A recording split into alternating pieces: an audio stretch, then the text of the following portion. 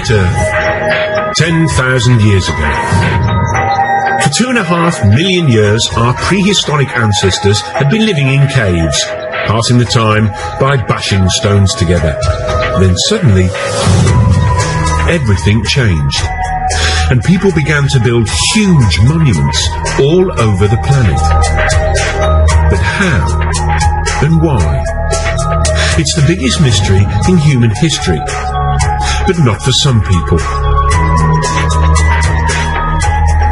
Thousands of years ago, when our forefathers were primitive Stone Age people, some extraterrestrials visited our Earth. Extraterrestrial presence not only departed the wisdom to build the monuments, but possibly the technology to make it happen. It sounds bonkers.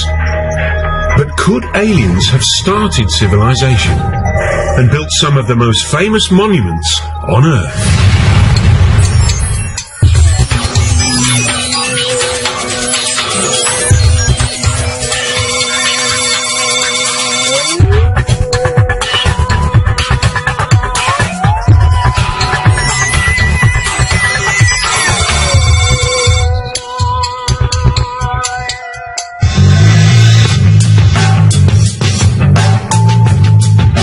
All over the Earth, there are giant stone monuments. Almost everyone knows they were created thousands of years ago by ancient man. But could almost everyone be wrong? According to the official history books, buildings like the pyramids and Stonehenge are triumphs of human engineering, which mark the beginning of our human civilization. But there are a few nagging questions about them, like why they seem to appear out of the blue.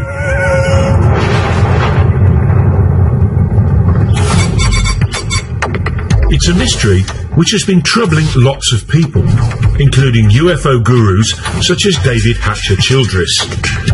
Well, one of the great enigmas of the past and of humanity is that people just like us have been around for at least 100,000 years. And then suddenly, a few thousand years ago, we just stepped out of our caves and started building all these giant monuments. One of the mysteries here is not only how did ancient man build all these giant megalithic monuments, but why? Over the years, scientists have struggled to explain it. Some suggested it was to do with agriculture. The birth of agriculture meant we could suddenly feed armies of workers. Others said it was all about the birth of religion. Early civilizations were desperate to placate gods. But now, there's another explanation.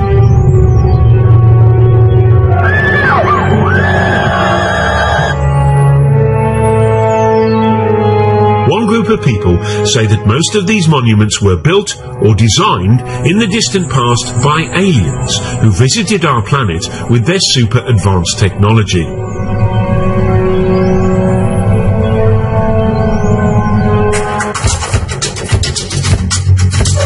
One believer is Jason Martell. He lives in California and runs a dating agency. But in his spare time, he's been grappling with the biggest archaeological mystery of our time. And he says he solved it. Man could have had the ability to physically stack those large blocks in Egypt and build that, 100,000 men. But the knowledge to do it had to come from somewhere else. There had to be some type of intervention, and that's why I look towards the ancient astronaut theory. Ancient astronauts from somewhere else came here and influenced our society. Jason and other believers say this idea would explain some baffling questions about ancient monuments. Take Stonehenge. How did Bronze Age Britons drag these 5-ton stones over 170 miles? And then there's this 1,000-ton block at Baalbek in the Lebanon. It weighs as much as 3 Boeing 747s. How did ancient man shift that? And then there's the biggest controversy of all. The Pyramids of Giza. The biggest one is made from 2.5 million blocks of stone. It was built in just 20 years and is lined up exactly with the North Pole, less than 1/10 of a degree out. According to the experts, the answer is simple. The ancient Egyptians were just terribly clever, worked very fast and very hard, and they created a whole tourist industry in only a few decades. But that doesn't convince the likes of Jason Martell. Many of the ancient sites around the world display a type of brilliance that we don't attribute to ancient man. Ancient man is living in clay huts and using stone tools. They're not going to have the advanced mathematics and geometry to lay out some of the sites that we have today. How did ancient man build things like Stonehenge? How did they get the Giza pyramids to line almost 1/10 off a degree to actual north? So what do the official Egypt experts say? Egyptologists think there's no big mystery. Archaeologists, they say, have dug up lots of evidence near the pyramids. The broad features are fairly clear. We've got the barracks where the workmen lived, we've got the tombs of the architects. Also, for some of the unfinished pyramids, we have got the ramps which were used to drag the blocks into place. So although the minutiae of the construction process isn't known, probably is unknowable, I think the big picture is perfectly clear. The problem for believers in ancient alien astronauts is that we can't ask the aliens themselves. Or can we? Lisa Royal Holt says that she knows that aliens built ancient monuments.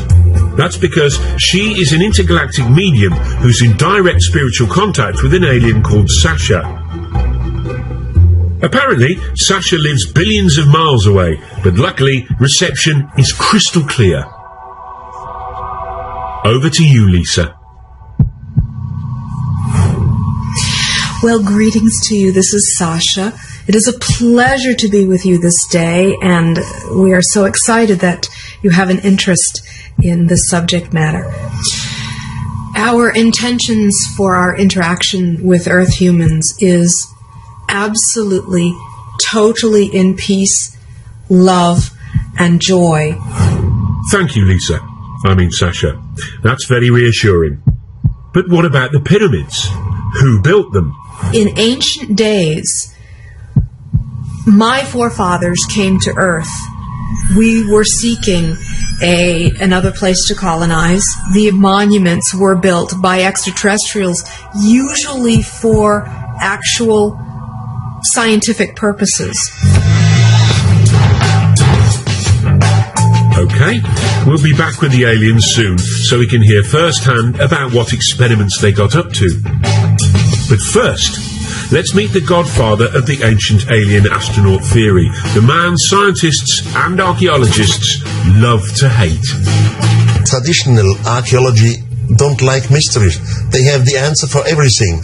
They just declare something, and the rest of the world has to believe it.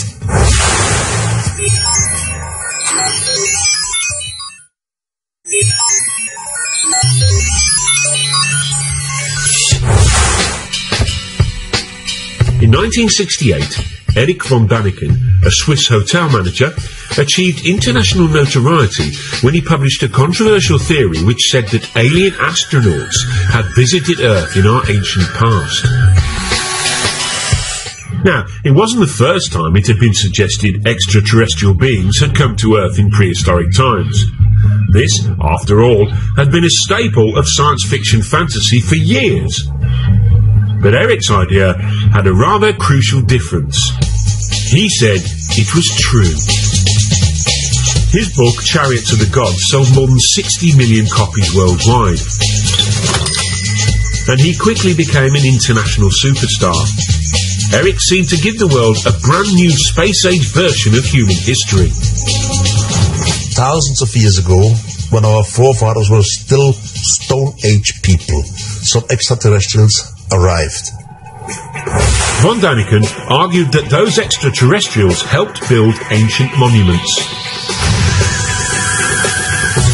His career as a solver of ancient mysteries began, he says, in the 1960s. While other people were taking drugs and generally rebelling, Eric was pondering ancient buildings, and one in particular, the Great Pyramid of Egypt. Built as a tomb for the pharaoh Cheops, it's made of 2.5 million stone blocks. Some of the biggest weigh up to 80 tons and were transported from quarries hundreds and hundreds of miles away. And that was 1,000 years before the invention of the wheel. To Eric von Daniken, that posed a huge question. Not why the aliens didn't give us the wheel, but another big question. This is the largest man-made monument on Earth, with a height of about 450 feet and weighing 30 million tons. It's quite a piece. I mean, for a group of people or architects who came right out from Stone Age time.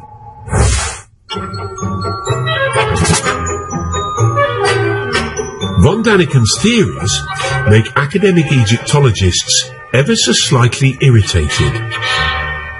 Von Daniken doesn't seem to like human beings very much. He does them down, claims that people are just out of the Stone Age. Well, the Stone Age actually ended some centuries before the pyramids were built, for starters.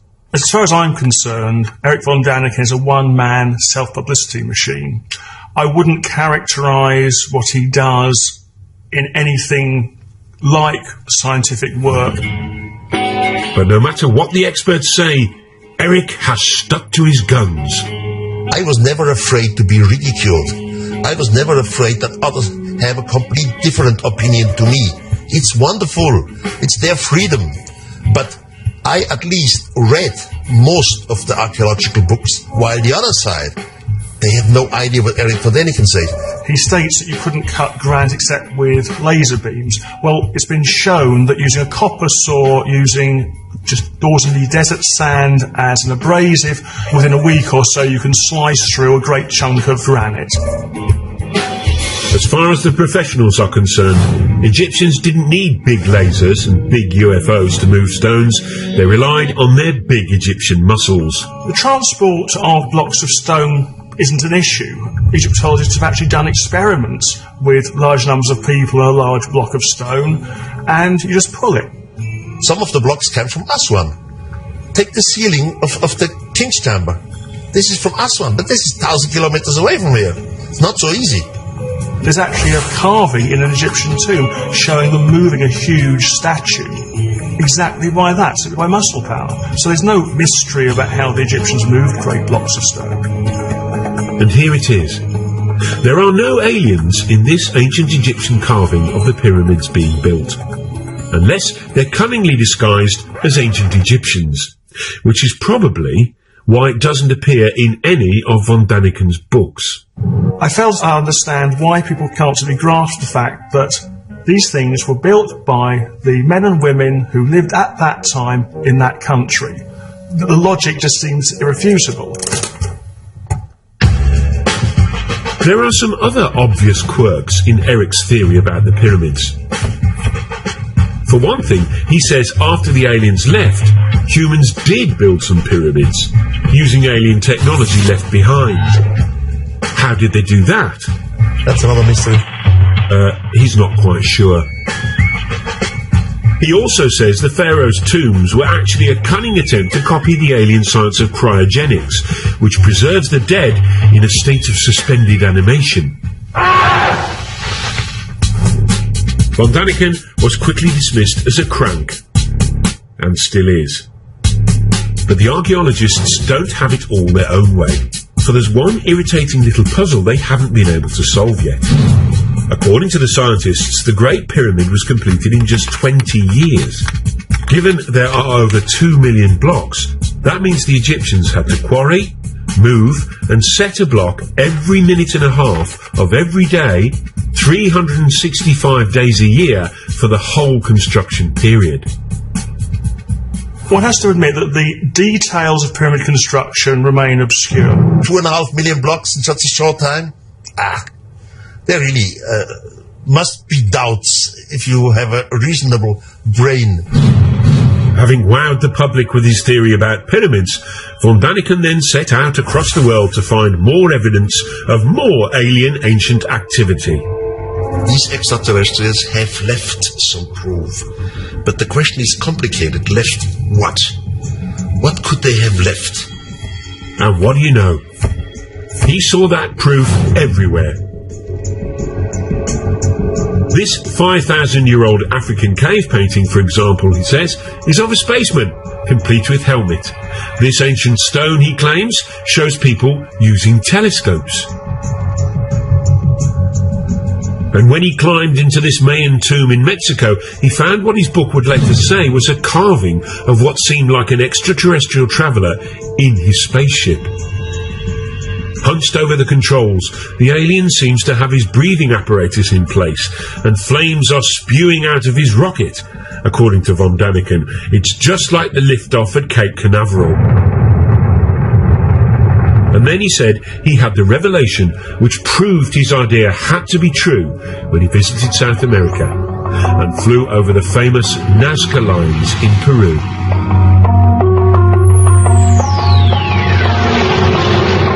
These ancient patterns, drawn into the desert, stretch for miles. Some are weird shapes. But mysteriously, those weird shapes can only really be seen from the sky. I had my first flight over Nazca, and it was very, very impressive because you can see it only from the air. Then you fly higher, then you see something who looks like airstrips. You think, this is fascinating, this is incredible, this is not normal for the natives. And then the question comes, why have they done it, and why exactly here? Archaeologists say these lines are irrigation channels or religious symbols, but von Daniken says he has a much more convincing explanation involving, yes, you guessed it, aliens. We had a mother spaceship around the Earth. From the mother spaceship, smaller vehicle came down, and they were looking for some kind of mineral and whatever. And they make their discoveries and disappeared again. The first lines, he said, were left by accident by the aliens who left marks when they landed and took off in their UFOs. The natives came and see the line of landing because sand and little stones are blown away. And now the natives start to make lines like they have seen created by some mysterious god. Eric believes that the Nazca was so impressed by the visiting aliens, they thought they were gods and set out to copy the lines themselves. He says it was an effect similar to that modern Westerners had on Stone Age tribes in the 20th century. New Guinea tribespeople thought the first Westerners they saw were gods who had come down from the heavens in silver birds. They worshipped them long after they'd gone, and even built model planes and airfields, hoping to lure the silver birds back. But it didn't work for the poor old Peruvians, though. The aliens never returned. And instead, they got the Spanish. Eric is now convinced that all over the world, ancient man have mistaken aliens for gods. This realization has had a dramatic effect on him. He was a devout Catholic, but isn't anymore. How did it change my life? First of all, it changed my religion. Now I'm praying to something which I cannot understand, which I know it exists. As soon as you start to understand it in a cosmical way, it changes your point of view concerning religion and concerning having right. I cannot live anymore with cults and psychology. Eric von Daniken has a brand new explanation for the whole of human development. Creatures from outer space, he says, not only built and designed most ancient monuments, they inspired all the great religions too. This is heady stuff. But there are two small problems. Not a single expert agrees, and none of his evidence stacks up. Take the so-called alien astronaut in his rocket ship from the Mayan tomb. What von Daniken says are controls and flames are in fact well-known Mayan symbols, like this. It's not part of a rocket, but the face of the Mayan earth god. And these South American stones with supposedly ancient carvings of primitive people gazing at the stars through telescopes, they were exposed by a BBC documentary as fakes, all made by this clever farmer. But that hasn't stopped Eric's runaway success. His 29 books have sold 63 million copies and been translated into 32 languages. Brian Appleyard is a leading British author who's written on the public's fascination with UFOs. He thinks von Daniken's success is down to people's growing distrust of experts, which leads to a taste for conspiracy theories. Now, people by the 60s and 70s, and because of the Cold War, people were paranoid, convinced that governments were lying to them, convinced that something was concealed, and convinced that the world was not as we were told it was. So people were ripe for a story. They were ready to hear a story about extraordinary things. The von Daniken phenomenon seems unstoppable. He makes so much money from his books, he recently opened his very own theme park, which celebrates his unorthodox beliefs. Complete with reconstructions of some of the ancient monuments. You see great things like the desert of Nazca in Peru, like Stonehenge. It's a laser show, by the way. In a breathtaking laser show, the visitor experiences the spectacular sight of Stonehenge. There's even a guided tour which aims to answer all those big questions you've been dying to have answered. Did the mythical continent of Mu ever exist? What is the secret of the underwater structures off the Japanese island of Yonaguni? Von Daniken's success has also inspired a whole new generation of authors, including the likes of New Age writer David Hatcher Childress. People are attracted to Eric's series, I think, because there are genuinely unexplained mysteries of the past.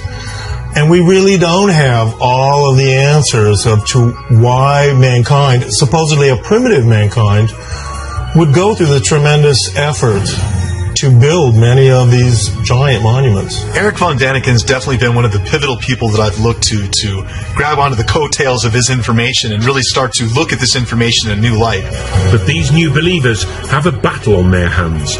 Scientists don't care whether the mythical continent of Mu ever existed. If aliens visited the Earth, scientists want proof. I think the first thing I would say about whether the knowledge to build pyramids was given to the Egyptians by extraterrestrials is simply, where's the evidence? If you think about man's fairly limited extraterrestrial experience of going to the moon, look at the amount of space junk which has been left around simply by going there and coming back. Wouldn't you have thought that if spacemen had been to Egypt and had been teaching the people how to do these things, there'd be at least the odds of leftover broken plastic somewhere? The believers, though, say they've found some evidence, although whether it's very convincing is a whole different question. According to them, aliens did leave some space-age technology behind. This 2,000-year-old pottery jar, for example. It was discovered in Baghdad in 1938. Inside it were copper and iron rods, similar to a modern battery. Back in California, Jason Martell has built his very own replica. What we're looking at basically is just a simple clay pot formed with the clay found naturally in that region, and then using a simple copper lining and a iron metal rod down the center. This was in back in their days used either a rubber or an asphalt stopper. Jason fills the pot with an acid solution, vinegar, and now he's expecting something spectacular to happen. All right. The moment of truth.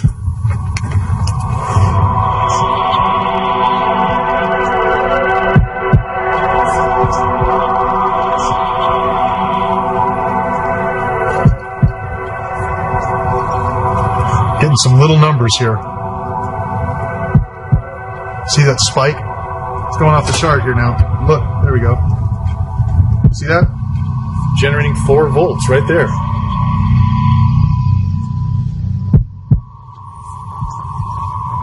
What we attribute to ancient man, they deserve a lot more credit than we're giving them. Because obviously we can test the devices with our understandings of technology and get a reading. Here we are, 4 volts right there from the battery.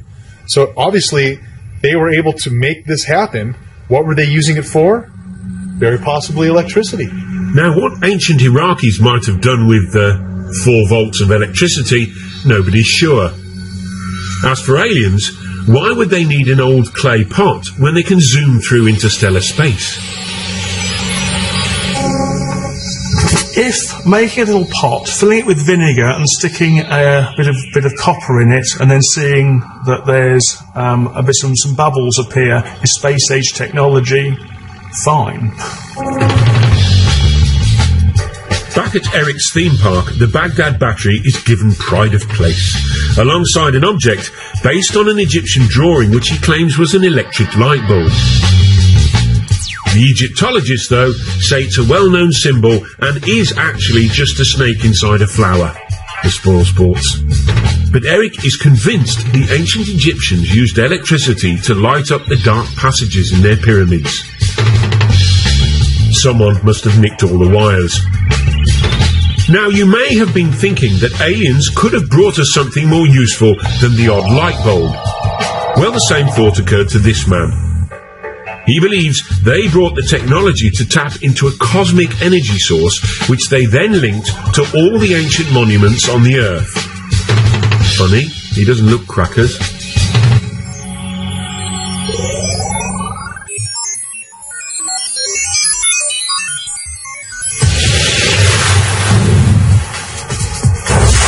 One of the things that makes human beings sort of special is that we live in big, sophisticated societies full of big, complex buildings. It's called civilization. Which is why so many people positively hate the idea that the whole thing might have been kick-started by aliens. At the heart of the theory is the suggestion that extraterrestrials built the very first big buildings of all back in the ancient past. Which is all very well and good, but the believers have had a hard time explaining why the aliens did all this. Were they just trying to show off? Not according to this man. Here he is, hiding in Stonehenge.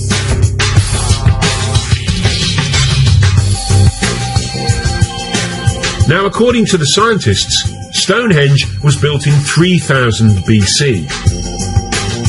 The 5-ton stones were dragged 170 miles by ancient British people to celebrate the sun, it's thought. Which is all very interesting. But not quite interesting enough for David Hatcher-Childress. He says Stonehenge might instead have been a fuel stop for ancient aliens. He came up with his interesting theory after he discovered what he says are mysterious energy lines. He believes the Earth is covered with these invisible lines in a strange network. If it all sounds a little unlikely, it has at least got a cool-sounding name. The World Energy Grid.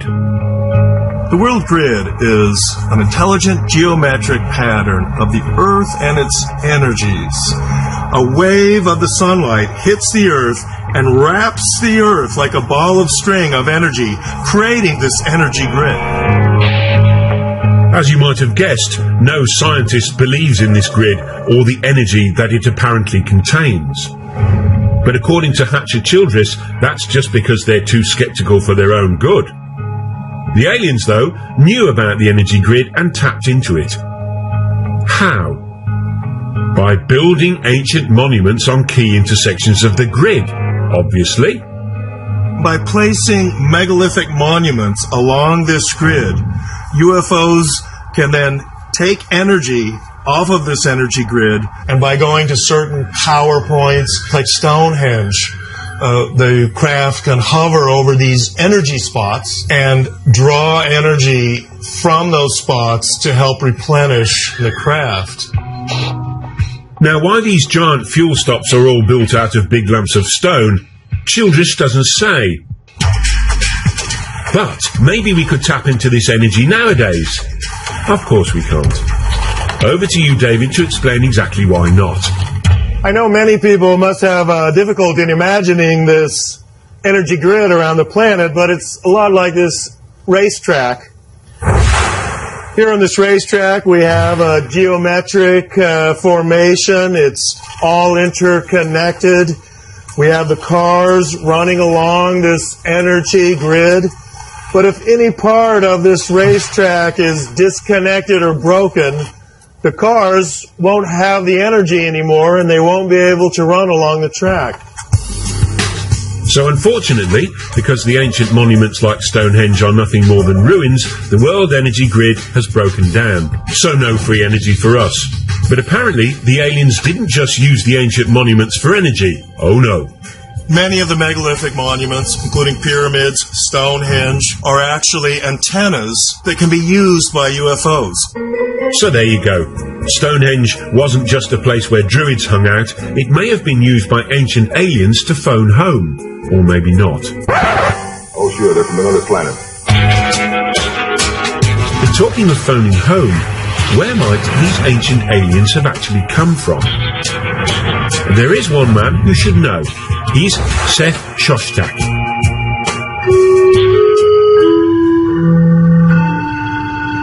He heads up SETI, the Search for Extraterrestrial Intelligence. This is a scientific study that's been scouring the constellations for the last 20 years, listening for radio signals from alien life forms. It turns out that lots of scientists believe that life probably did arise somewhere else other than the Earth. After all, the universe contains trillions and trillions of stars. Seth Shostak has devoted his life to being the first to prove it. You know, the universe is vast. It seems that most stars have planets. There are going to be lots of other worlds that are just as nice as the Earth for life. The question is, has life arisen on those worlds? Planet X. Jason Martell is convinced aliens are from there. He says that the ancient Sumerians from Iraq believed in a 10th planet in our solar system, which modern science hasn't yet discovered. Sumerians, he says, believed that's where their gods, the Anunnaki, hung out. Again, the Anunnaki are the beings supposedly that come from Planet X, another planet within our solar system that modern science is currently trying to look for. That planet does exist. It's possible we have ancestors living on that planet. Just a minute, ladies and gentlemen. We bring you this special radio television broadcast in order to give you the very latest information on an amazing phenomenon. It was looking good for Planet X when in July 2005 astronomers announced they had actually discovered a big blob way out beyond Pluto. They called it Planet Xena. But they've now realised it's really small and full of gas. So not likely to be the home of the Anunnaki or our ancient alien visitors. But there's one candidate for alien life that obsesses more people than any other. It's our closest neighbour, Mars. It's also the planet that's most like our own. Some scientists are convinced it has water, and for years NASA has been probing and exploring it. So far, no signs of aliens. But in 1976, they were looking for signs of tiny bacteria, when instead they found this.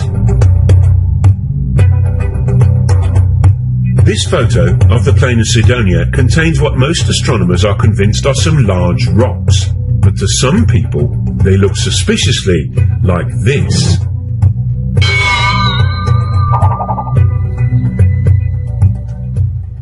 Here's one guy who thinks that's exactly what they are. Tom Van Flandern is a renegade astronomer who has his own theory about Mars and junk. You see, according to Flandern, Mars is really the moon of a planet where extraterrestrial humans first evolved, but had to leave in a bit of a hurry when it exploded. Left behind was all sorts of junk, including pyramids. The most interesting speculation about the origin of the artifacts on Mars is that the original human race was on the parent world that has since exploded. They built things on their moon, Mars, but before the end of their civilization, which they saw coming, they transferred their species to the most nearly habitable planet, which would have been Earth. We'd sure like to get higher resolution images of this and other pyramid-shaped objects on Mars and see if they are truly pyramids. But are these really pictures of Martian pyramids, you ask? Tobias Owen was a NASA scientist on the mission that took the photographs. He's what you might call unconvinced. My job there was to examine pictures as they were coming in of the surface of Mars in regions that we thought would be safe for the spacecraft to land. There was a small group of people who felt that this was an example of an alien construction, that there was life on Mars, or there had been life on Mars. NASA promptly issued a denial, which for believers was obviously proof of a monumental cover-up. You know, the interesting thing about NASA's track record, NASA, National Aeronautics Space Association, could also stand for Never a Straight Answer. In its inception in 1959 or so, NASA consulted a big think tank called the Brookings Institute, which advised NASA, if you ever find extraterrestrials, these things need to be handled cautiously. For one, society in general and religious institutions aren't quite ready to accept an extraterrestrial presence. Pyramids on Mars were spooky enough, but then things got really out of hand when NASA released another batch of photographs from the plain of Cydonia. And near the pyramid shapes was something else. A rocky outcrop that some people felt had an eerie resemblance to something familiar, something that ancient astronaut believers have long connected with aliens. Yep, that other famous tourist site in Egypt. Very interestingly enough, NASA first took an image of the face on Mars, and they labeled it head. And this photograph was quickly dismissed by NASA as a trick of light and shadow. It's not really a face on Mars, it's just a lighting angle difference. Wrong answer. Here we have a face in pyramids on Mars, a sphinx in pyramids in Egypt. There has to be a connection, a Mars-Earth connection. To the scientists, though, it was just a natural feature. This is the kind of thing that we see on the Earth in various places. There's a famous one in New Hampshire in the United States called the Old Man in the Mountain. And there's a tendency among us humans to try to see images of ourselves in nature. And here was a perfect example, but happened to be on Mars. The common sense explanation is simple. Human beings are just hardwired to recognize faces, even when faces aren't there. Over to a psychologist to explain. Faces are very important to humans from infancy. They're so important that we perceive faces even in a stimulus that is not a face. For example, this plate of eggs in front of me looks very much like a face. We can see eyebrows, two eyes, a nose, and a mouth very readily. Well, when I look at the first image that was taken of the structures on Mars, I see it very, very clearly as a face. Here's an eye, here's the bottom part of a nose, here's the outline of a face. This is a low-resolution image, and I'm quite convinced by that interpretation. However, when I look at the more recent image, which is a much more high-resolution image, I'm very hard-pressed to see that as a face. Now, could I see it as a face? I could. I could go and look for the same features that I saw in the first image and try to pick them out here. But in the high-resolution image, where it is not very ambiguous, it is much harder to perceive this as a face.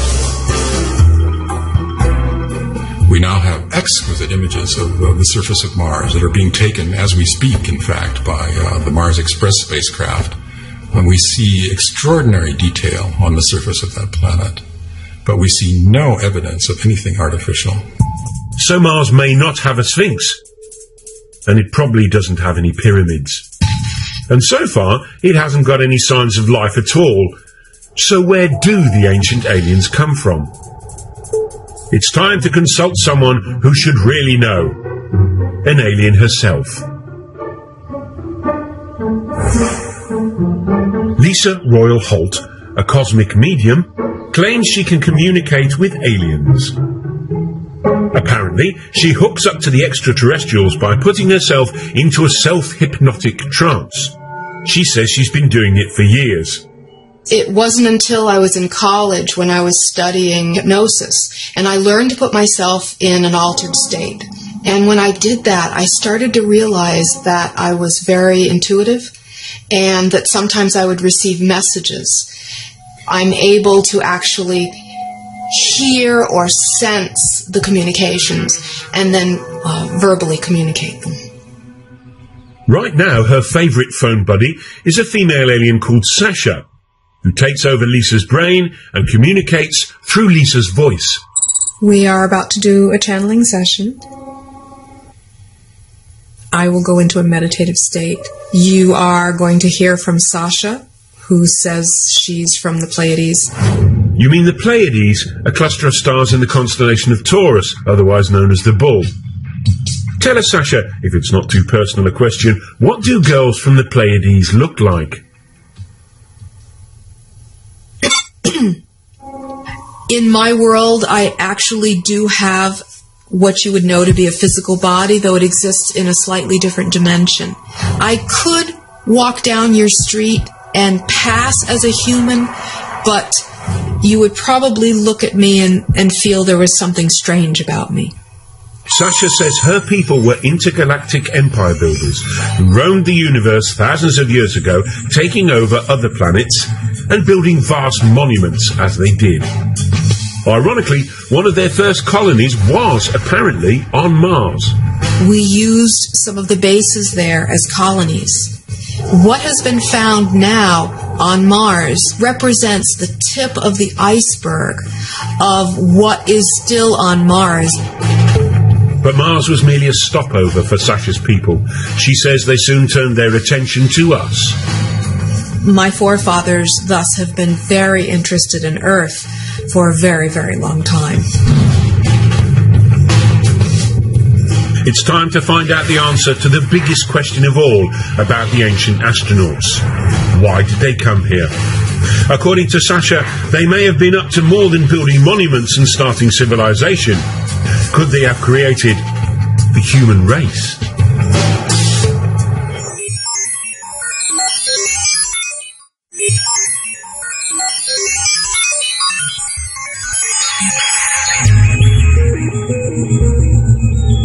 If alien astronauts really did visit us thousands of years ago, and that's rather a big if, then the obvious question is why? What is it? I don't know. Well, according to Lisa Holt, or rather her alien mate Sasha, there's a perfectly sensible answer.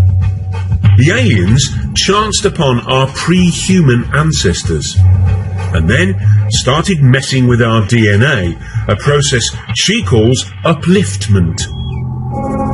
My sources have said that the extraterrestrial genetic projects on Earth have been going on for thousands of years.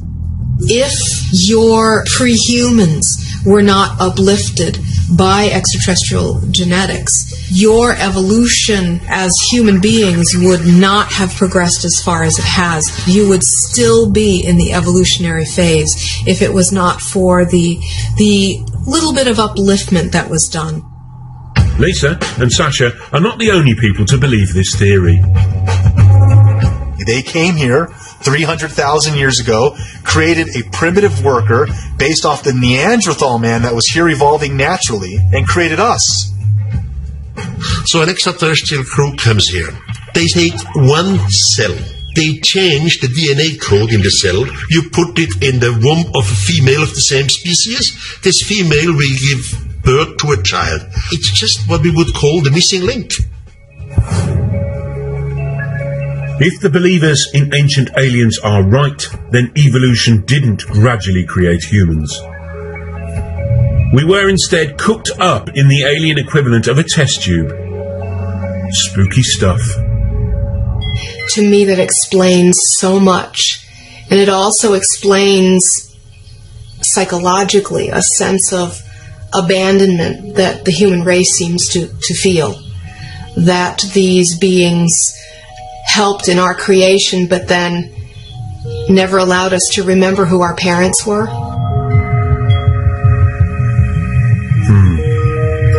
Now, it all might sound like cobblers, but the notion of visiting aliens as godlike creators takes alien conspiracy ideas to their ultimate conclusion. And for author Brian Appleyard, it even hints at the role aliens now have in our culture. The idea that aliens once visited Earth and gave us this technology, this capacity, and pointed us up some progressive path, showed us the way to go, is a great idea for people to hold on to. Because one of the problems of the modern world is that people don't have anything to hold on to. And the story of ourselves we're given by science is frankly that we're nothing, it doesn't mean anything. The thing about the alien in the past is that it gives us a story. And that's fundamental to what people need to believe about themselves. Whatever comfort the idea that aliens visited us in the past gives some people, chances are it never happened. But hey, if it did, then maybe, just maybe, the greatest monument they left behind wasn't a giant feat of engineering, like the pyramids, but a brilliant little piece of genetic engineering called us.